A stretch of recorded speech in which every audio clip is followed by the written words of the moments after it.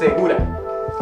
Y veremos el día de hoy una lección titulada El pecado no quita la salvación. El pecado no quita la salvación. Ya hemos visto en otras ocasiones que las tribulaciones tampoco, que lo que las personas puedan decir tampoco, etcétera, ¿verdad? Pero hoy llegamos a una porción que vamos a leer algunos versículos que cuando usted los lee, usted dice, pero Ronnie, ahí lo dice. Parece que ahí dice que la salvación sí, el pecado sí la quita, ¿verdad? Y a veces lo que está faltando es leer un poquito más el contexto para entender, ¿verdad? Es el gozo lo que piensa. Exacto. El gozo de la salvación, exactamente. Es lo que se pierde cuando pecamos. Ya vamos a hablar de esto. Entonces, en Ezequiel 18, casualmente, el titulito del capítulo dice, el alma que pecare morirá, ¿verdad? ¿Por qué? ¿Por qué empieza así? Bueno, porque había un dicho entre los israelitas, que ahorita vamos a ver cuál dicho era, que hacía pensar a las personas que en realidad pecaban los padres y pagaban los hijos. ¿Verdad? Hasta había un dicho. Comían las uvas amargas. Amargas, ¿verdad? Aquí lo vamos a leer, de hecho. Miren, dice 18.1. Entonces el Señor va a corregirles. No está correcto lo que ustedes están pensando. ¿Ah? Dice el Señor, vino a mí palabra de Jehová diciendo, escucha el dicho, ¿qué pensáis vosotros, los que usáis este refrán sobre la tierra de Israel? ¿Qué dice? Los padres comieron las uvas agrias y los dientes de los hijos tienen la dentera, ¿verdad? Los padres hicieron el pecado y ahora los hijos lo están pagando, ¿verdad? Los padres comieron las uvas que estaban dañadas y son los dientes de los hijos los que ahora tienen problemas, ¿verdad? El Señor dice en forma de pregunta, ¿qué es eso? Dice el Señor, ¿qué es eso que ustedes están pensando? Entonces el primer punto que veremos, ya lo vimos en algún momento, el pecado no se hereda. Y yo quiero aquí ser muy enfático, porque hay personas que piensan que hay pecados que dicen, bueno, la palabra de Dios dice que hay pecados que van hasta la segunda, la tercera y la cuarta generación. Lo que está dando a entender la palabra de Dios es que los resultados de las conductas pecaminosas de los abuelos, de los padres, afectan a los hijos y a los nietos. Y los continúan afectando a veces por mucho más tiempo. ¿Por qué? Porque fue una conducta pecaminosa que atrajo pecado a la vida de la familia. Amén. Decir eso es una cosa. Decir que los hijos heredaron esa conducta pecaminosa y que no pueden salirse de ella, eso es otra cosa. No es lo que dice la palabra de Dios. Entonces, eso es lo primero que el Señor va a atacar acá. ¿Por qué le menciono esto? Porque ahora nos vamos a adelantar en la lectura y vamos a, teniéndose en la cabeza, vamos a decir, bueno, a eso se refería los versículos que estamos leyendo. Se refiere al Señor corrigiendo al pueblo de Israel respecto a la forma en la que ellos pensaban que Dios castigaba el pecado, ¿verdad?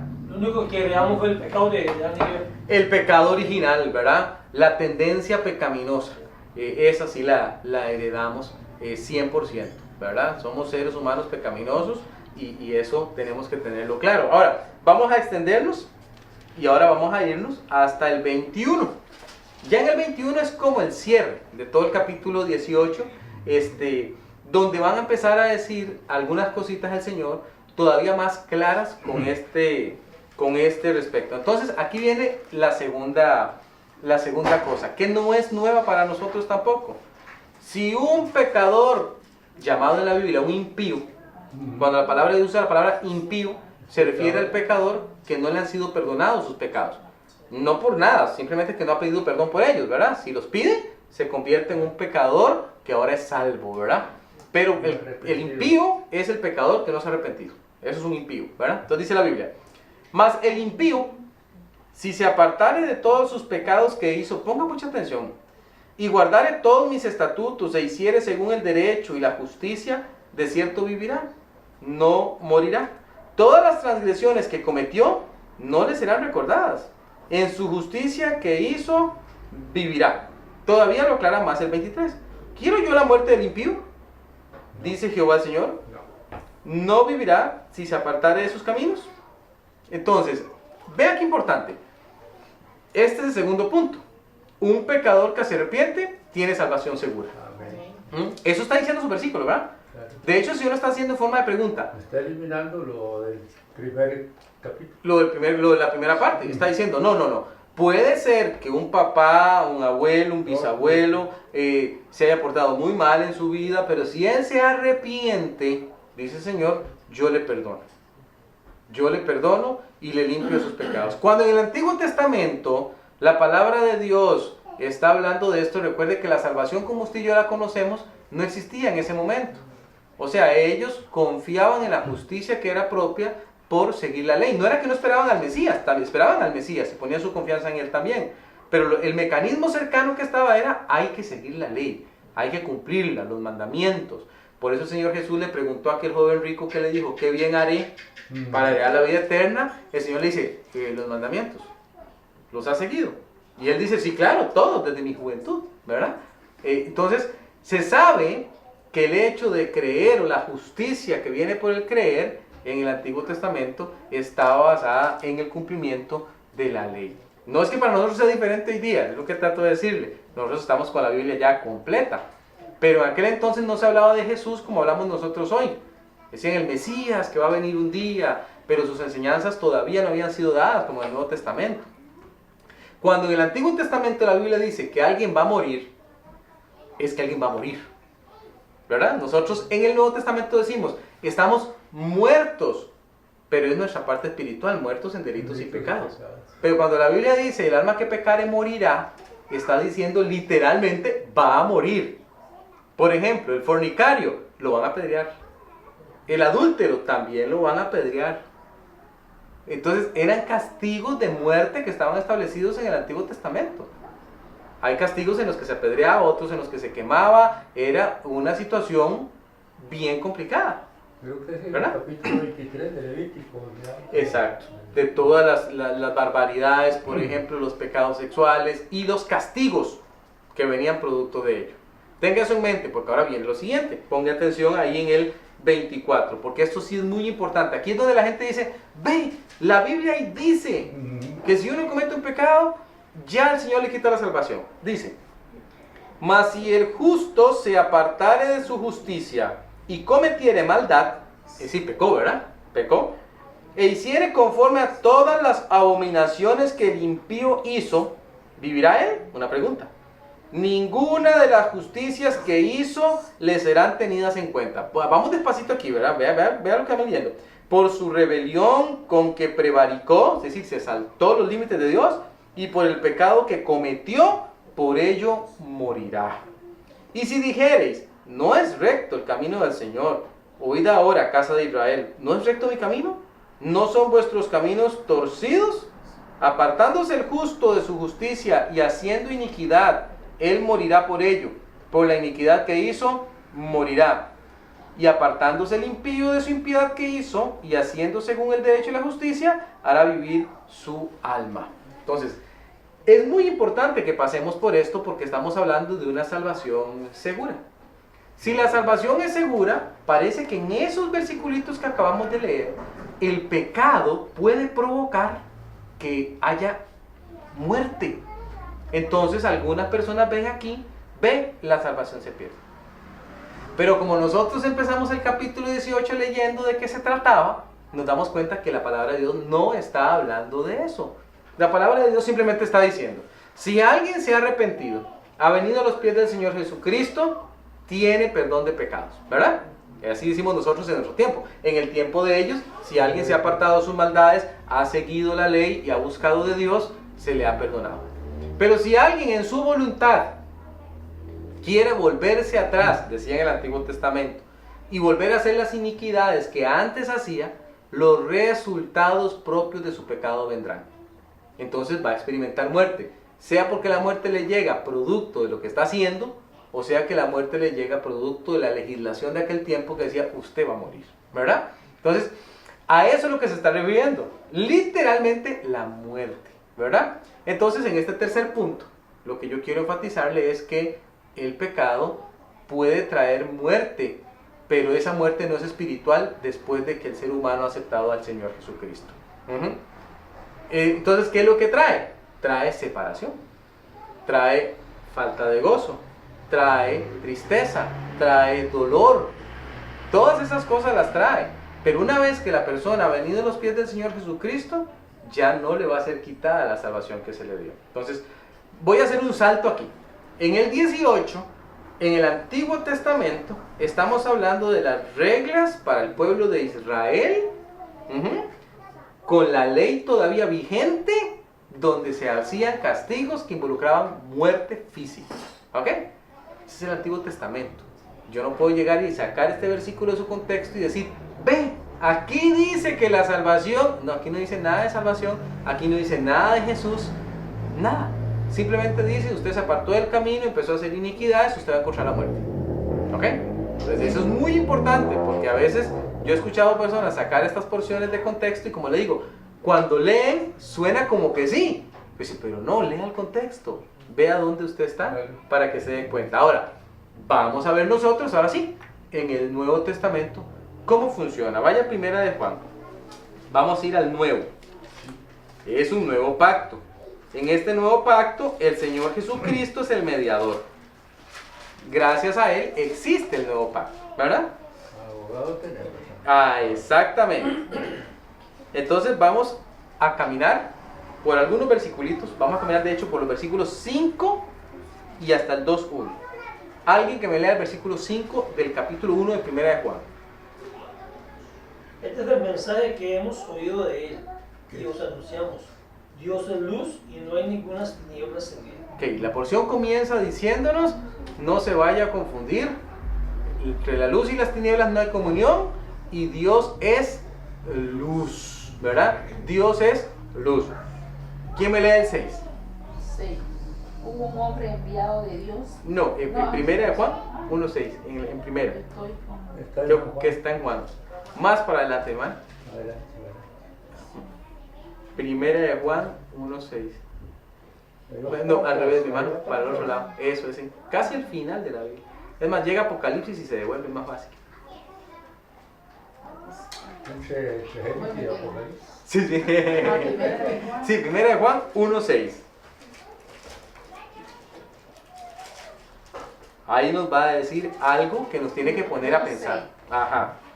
Si decimos que tenemos comunión con Él y andamos en tinieblas, mentiremos y no practicaremos la verdad. Vea qué interesante.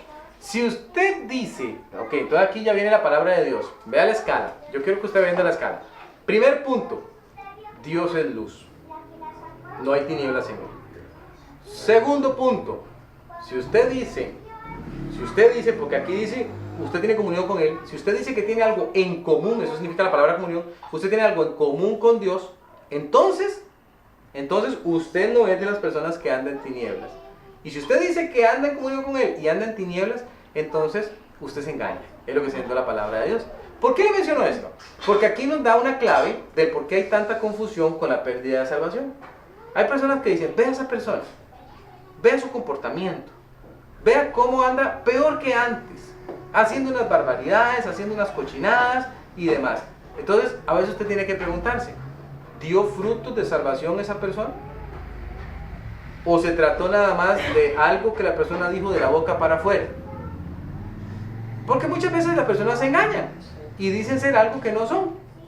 Dicen, yo estoy en comunión con Dios, pero no es cierto, porque usted anda en tinieblas y no anda en la luz. Y si usted anda en tinieblas y no anda en la luz, entonces usted no está en comunión con Dios, ¿verdad? Sí, yo creo que se le fue, se está por ir la batería, no me preocupe.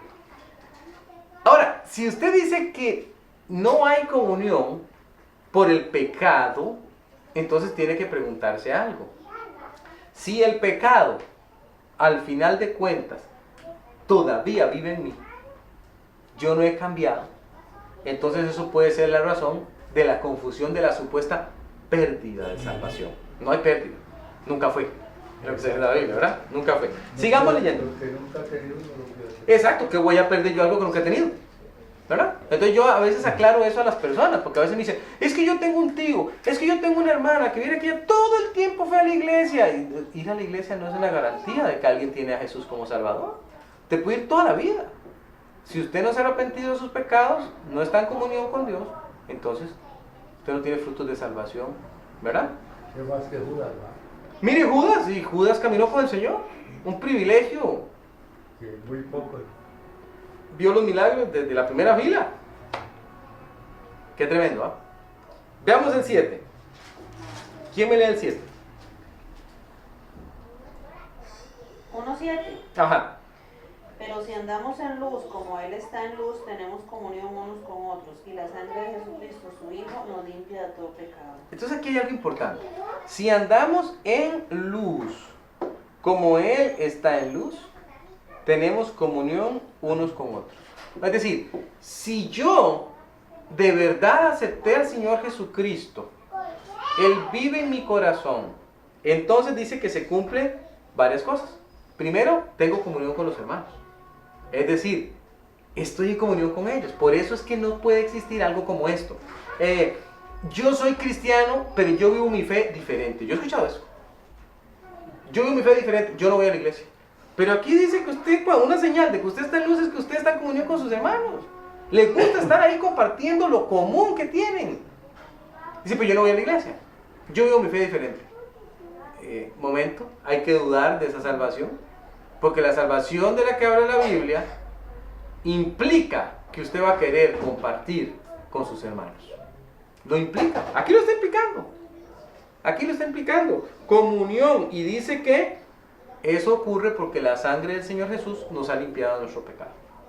Y la comunión nos trae propio al cuerpo, que el cuerpo no puede estar desmembrado porque si no, no funciona. Exacto. ¿Por qué le menciono esto? Porque uno tiene que ser muy crítico.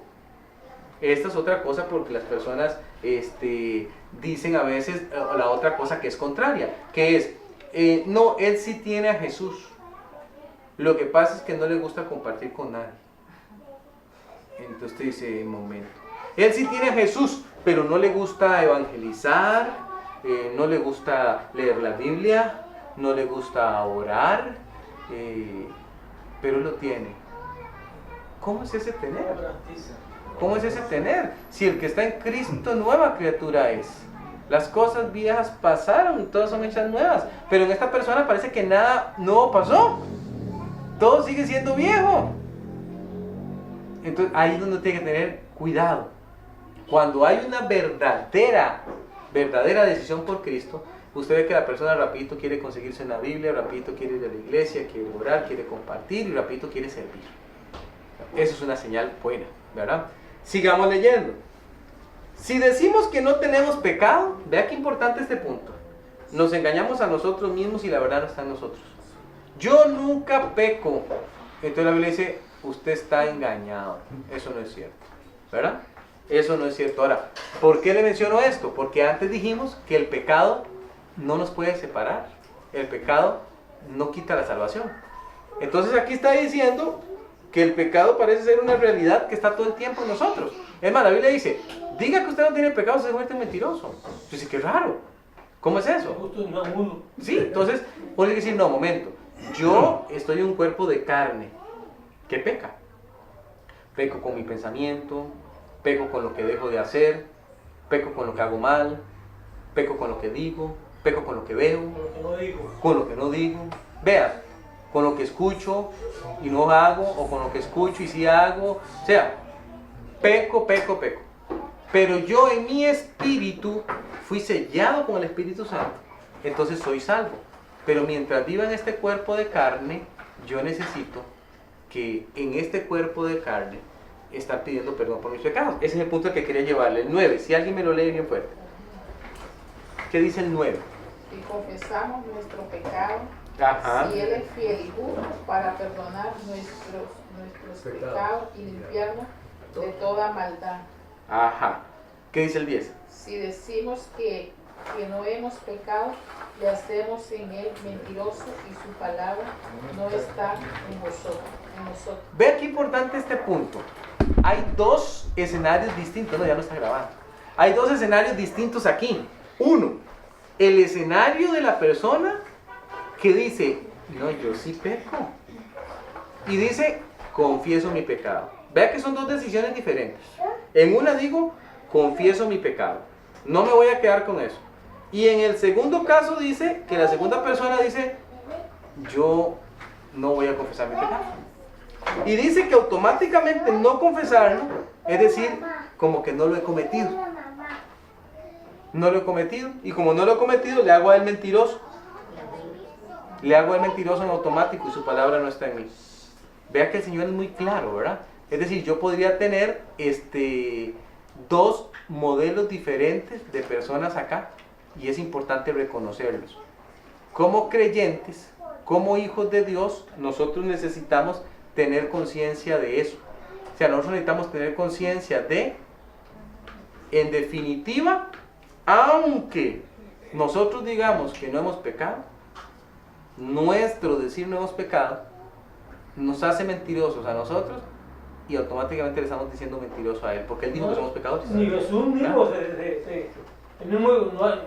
¿por qué me llamas bueno a mí? ¿Por qué me llama? Tratando de darle a entender a aquel hombre, él era bueno, claro, el Señor Jesús era, pero era como diciendo, deje de estarse fijando en los seres humanos, deje de estar creyendo que hay seres humanos que son infalibles, no los hay. O sea, el Señor dice, no hay bueno ni aún uno. Por ejemplo, ahora está el Papa en Panamá, y de repente dice, él es infalible, o sea, no falla, no puede ser, porque la Biblia dice que todos fallamos, y hasta él, ¿verdad? Entonces, todos fallamos. El punto aquí es, ¿qué hacemos después de fallar? La Biblia dice, yo le recomiendo, confiese. Ven, no hay que volver a aceptar a Jesús. No es aceptar a Jesús, ya Jesús usted lo aceptó. Ya bien usted, ¿ahora qué es? Limpie la relación porque se ensució con el pecado. ¿Cómo la limpio? Confiese su pecado. ¿Y qué va a hacer él? Le va a perdonar, le va a limpiar y le va a restaurar. Luego el 10 dice, y si usted no lo hace, bueno, allá usted porque usted se ha vuelto un mentiroso y está diciendo que el Señor también es un mentiroso, ¿verdad? El 1 del capítulo 2 cierra diciendo, hijitos míos, estas cosas os escribo para que no pequéis, y si alguno hubiere pecado, abogado tenemos para con el Padre, a Jesucristo el justo. ¿Ve? Entonces, ¿por qué el 1? Porque había gente en el tiempo de estos señores que escribieron que decían, así es, todavía no sabía, ¿verdad? Pequemos entonces. Yo he escuchado gente que dice eso. Pequemos. De por sí, si Él nos perdona, pequemos. Pero entonces, exacto, a los jueces cuando le dice, hey, comamos y vamos que mañana moriremos. No, dice, no puede ser así. En esta ocasión, Juan está diciendo, por eso les estoy escribiendo. No pequen. Si producto de vivir en un cuerpo de carne, usted peca,